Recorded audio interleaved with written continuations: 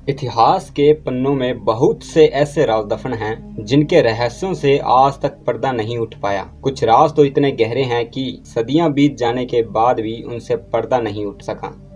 जितना इन्हें सुलझाने की कोशिश की जाए वो उतने ही उलझते चले जाते हैं। हम बात कर रहे हैं राजस्थान के ऐसे गांव की जो कि अपने समय में काफी संपन्न और खुशहाल था, जिस गांव का निर्माण पूरी तरह वैज्ञानिक पद्धति के आधार पर किया गया था, जहां के लोग परिश्रमी और इज्जतदार थे, जिनका जीवन कृषि व पशुपालन पर आधारित था। हम बात कर रहे हैं राजस्थान के पश्चिम में स्थित कुलधरा गांव की, जो जैसलमेर से 20 किलोमीटर दूरी पर स्थित है। कुलधरा गांव में आखिर ऐसा क्या हुआ जिसकी वजह वहां के लोग गांव को छोड़कर चले गए, या यूं कहें कि रातों रात गायब हो गए? यह आज भी एक रहस्य है। यह घटना एक अनसुलझा रहस्य बनकर रह गई है, लेकिन इससे भी बड़ा अनसुलझा रहस्य है इस कुलधरा गांव का वह श्राप जिसकी वजह से राजस्थान का यह गांव भूतिया गांव के रूप में प्रसिद्ध हुआ। आइए जानते हैं राजस्थान मेड के संग कुलधरा गांव को व्यवस्थित तरीके से बसाने वाले पालीवाल ब्राह्मणों के इतिहास के अनसुलझे पन्नों को।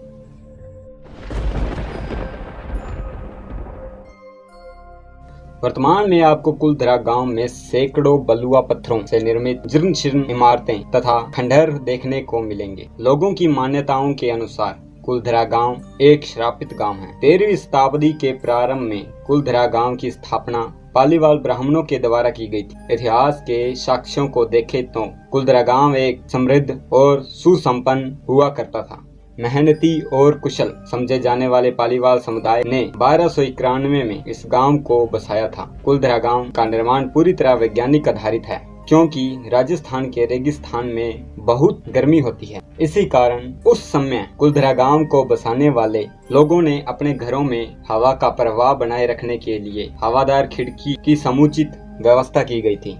आप अगर कुलधरा गांव जाकर घरों का निरीक्षण करेंगे तो आप देख पाएंगे कि यहाँ प्रत्येक घर में बहुत सी खिड़कियाँ और दरवाजे बने हुए हैं और लगभग 45 डिग्री के तापमान में भी आप यहाँ के वीरान पड़े घरों में शीतलता का अनुभव करेंगे। यहाँ घरों में मौजूद झरोखों की स्थिति आसपास वाले घरों के झरोखों के सामने थे, जिससे यह प्रतीत होता है कि इन झरोखों को घर के बाहर निकले बिना ही आसपास के घरों के लोगों से बातचीत करने के लिए बनाया गया होगा। घरों के अंदर कुंड और सीढ़ियों का निर्माण बहुत ही अच्छे तरीके से किया गया था। पालीवाल ब्राह्मण समुदाय व्यावसायिक समुदाय था तथा इन्होंने अपनी कुशलता से कुलधरा गांव को एक विकसित गांव बना दिया था। पालीवाल ब्राह्मण समुदाय मुख्य रूप से कृषि उत्पादन और पशुपालन पर निर्भर था। कुलधरा गांव जिप्सम की चट्टान पर बसा हुआ है, जिसमें कि 20% पानी होता है। कुलधरा गांव के लोग जमीन की इसी विशेषता के कारण थार मरुस्थल के गर्म और शुष्क मौसम में भी खेती कर पाए। 12वीं और 13वीं सदी के मध्य को जिप्सम पत्थर वाली जमीन की पहचान कर उस पर खेती करना शुरू कर दें, यह बात अभी भी भूवैज्ञानिक और इतिहासकारों को अचंभित कर देती है।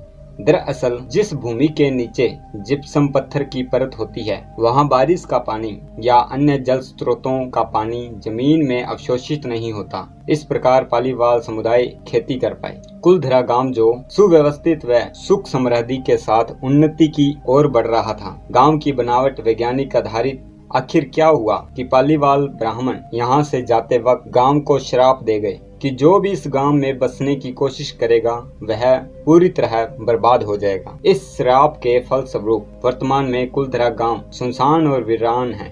उसके बाद से कुलधरा गांव में जो भी रहने गया वह बर्बाद हो गया। कुलधरा गांव एक खंडहर बन गया। गांव की सुनसान गलियां बहुत डरावनी एहसास कराती है। आज भी दिन के उजाले में कोई वहां घूमने फिरते तो चला जाता है, लेकिन रात के अंधेरे में ठहरने की हिम्मत किसी की भी नहीं होती। कुलधरा गांव में घूमने वाले पर्यटक अपना अलग अलग अनुभव बताते हैं। किसी को वहां पायल बजने की आवाज सुनाई देती है तो किसी को चूड़ियों के खनकने की आवाज, किसी को औरतों के खिलखिलाने और सिसकने की आवाज सुनाई देती है। स्थानीय लोगों का कहना है कि कुलधरा गांव के बारे में इस शराब वाली बात को एक अंधविश्वास मानकर कुछ लोग रात में वहां ठहरे भी, लेकिन जो भी रात में वहां ठहरा अगले दिन सुबह उसका कोई भी अता पता नहीं चला। उनका क्या हुआ और वो कहां गायब हो गए कोई नहीं जानता। विश्व इतिहास में जब भी कोई जगह एकदम से वीरान हुई है तो उसके पीछे कुछ कारण होते हैं, जैसे प्राकृतिक आपदा, आजीविका के साधन खत्म होना या महामारी। परंतु कुलधरा गांव के एकदम से वीरान होने के पीछे इतिहास में इनमें से कोई भी कारण नहीं मिलता। अगर यह सब कारण नहीं थे तो फिर अवश्य कोई बड़ी घटना हुई होगी, जिस कारण से कुलधरा गांव के साथ साथ 83 अन्य गांव भी वीरान हो गए। लोक मान्यता और पीढ़ी दर पीढ़ी बताई जाने वाली बातें ही इस रहस्य को जानने का एकमात्र तरीका है। ऐसा कहा जाता है कि कुलधरा गांव का एक दीवान था जिसका नाम सालम सिंह था। सालम सिंह को कुलधरा गांव में रहने वाली एक लड़की पसंद आ गई। सालम सिंह किसी भी हाल में उस लड़की से विवाह करना चाहता था और इसके लिए उसने ब्राह्मणों पर दबाव बनाना शुरू कर दिया। परंतु जब लोग सालम सिंह की बात से सहमत नहीं हुए तो उसने गांव के लोगों को धमकी दी कि अगर कुछ दिनों में मेरा विवाह उस लड़की से नहीं हुआ तो इस गांव में जितनी भी खेती की उपज होती है उस पर इतना अधिक टैक्स लगा दूंगा कि कोई भी उसे चुका पाने में समर्थ नहीं होगा। कुलधरा गांव के लोगों के लिए मुश्किल का वक्त था। उनके पास दो रास्ते थे, या तो अपनी बेटी को बचाए या गांव को।